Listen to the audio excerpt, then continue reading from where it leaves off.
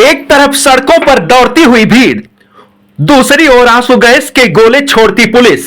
एक पुजारी की गिरफ्तारी और देशद्रोह का आरोप। यह आरोप इसलिए है क्योंकि वो पुजारी हत्या के खिलाफ है। आरोप इसलिए है क्योंकि उसने हिंदुओं के खिलाफ हो रही हिंसा के विरोध में आवाज बुलंद की। आरोप इसलिए है क्योंकि उसने कहा यह देश हमारा भी है। ये तस्वीरें सामने आ रही हैं हमारे पड़ोसी देश बांग्लादेश से, जहां पर सांप्रदायिक उन्माद में क्रूरता की हदें पार की जा रही हैं। अत्याचार के प्रहार से हिंदुओं की करुण पुकार सड़कों पर शोर मचा रही है। बांग्लादेशी सरकार की तरफ से भारतीयों की हिफाजत का दावा किया जा रहा है, लेकिन तस्वीरें बता रही हैं कि नई सरकार में हिंदुओं पर जुल्म की हदें पार हो चुकी हैं। बांग्लादेश की सड़कों पर उठती गुहार अब भारत तक पुकार कर रही है। बांग्लादेश में बीते कई महीनों से लगातार हिंदुओं पर अत्याचार हो रहे हैं। जबरदस्ती उनके घरों और जमीनों को लूटा जा रहा है। स्टूडेंट्स की भीड़ जबरदस्ती हिंदू टीचरों से इस्तीफा लिखवाती है। मंदिरों को आए दिन तोड़ा जाता है और इन्हीं सब के खिलाफ इस्कॉन के संत चिन्मय कृष्णदास लगातार प्रदर्शन कर रहे थे। वो अपनी रैलियों में मुखर होकर इन मुद्दों को उठा रहे थे, लेकिन बांग्लादेश की तत्कालीन सरकार और पुलिस को लुटते हुए घर नहीं दिखे। हिंदुओं को मारती हुई भीड़ ना दिखी। उन्हें दिखा तो बस एक पुजारी जिसकी गुहार थी कि यह नरसंहार बंद हो।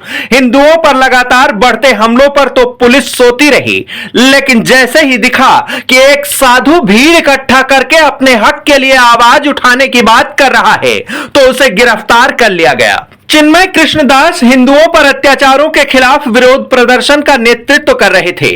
उन पर अक्टूबर में चट्टोग्राम में एक रैली में बांग्लादेशी झंडे का अपमान करने का आरोप है। ढाका पुलिस ने कहा कि चिन्मय दास की गिरफ्तारी उनके खिलाफ दायर एक शिकायत के आधार पर की गई है।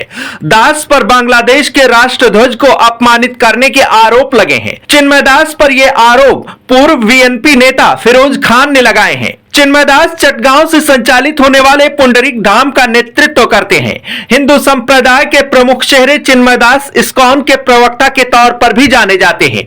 उनके अनुयायी पूरे देश में हैं। पुंडरीक धाम भी बांग्लादेश इस्कॉन का ही हिस्सा है। शेख हसीना की सरकार जाने के बाद से ही उन्होंने हिंदुओं और दूसरे अल्पसंख्यकों पर हुए हमलों की जोर शोर से निंदा की। चिन्मय दास ने इसके साथ प्रोफेसर मोहम्मद यूनुस के नेतृत्व में चल रही अंतरिम सरकार की आलोचना भी की थी। दास का आरोप था कि यूनुस की सरकार अल्पसंख्यक हिंदुओं पर हुए करीब 3000 हमले को रोकने में नाकाम साबित हुई है। दास की बात गलत भी नहीं है, क्योंकि जिस मोहम्मद यूनुस को नोबेल शांति पुरस्कार मिल चुका है और बांग्लादेश में अस्थिरता बढ़ने पर जिन्हें अंतरिम सरकार का मुखिया बनाया गया, वो अपने ही देश में शांति कायम करने में नाकाम साबित हुए हैं। चिन्मय दास की गिरफ्तारी का बांग्लादेशी हिंदू खूब विरोध कर रहे हैं। यहां तक कि भारत के भी कई साधु संतों ने इसका विरोध किया है और विदेश मंत्रालय ने भी बयान जारी किया है। विदेश मंत्रालय की ओर से कहा गया कि अल्पसंख्यकों के घरों और दुकानों में आगजनी और लूटपाट के साथ साथ चोरी, तोड़फोड़ और देवी देवताओं, मंदिरों को अपवित्र करने के कई मामले हुए हैं जो दर्ज हैं। बयान में कहा गया कि यह दुर्भाग्यपूर्ण है कि इन घटनाओं के अपराधी अब खुलेआम घूम रहे हैं, लेकिन शांतिपूर्ण सभाओं के माध्यम से जायज मांगे उठाने वाले एक धार्मिक नेता के खिलाफ आरोप लगाए गए हैं। चिन्मय दास की गिरफ्तारी के बाद प्रदर्शन और बढ़ गए। दास की जमानत अर्जी को कोर्ट ने खारिज कर दिया और वो अभी न्यायिक हिरासत में हैं। वहीं गिरफ्तारी के बाद उन्होंने प्रदर्शन कर रहे लोगों को संबोधित भी किया था। अपने संबोधन में उन्होंने शांतिपूर्ण प्रदर्शन करने का अनुरोध किया था और सरकार से भी उनकी मांगे मानने को कहा था। देश के हालात अब भी नाजुक हैं और ऐसा कब तक रहेगा ये जानना अभी भी मुश्किल साबित हो रहा है। डेस्क रिपोर्ट, आज की खबर।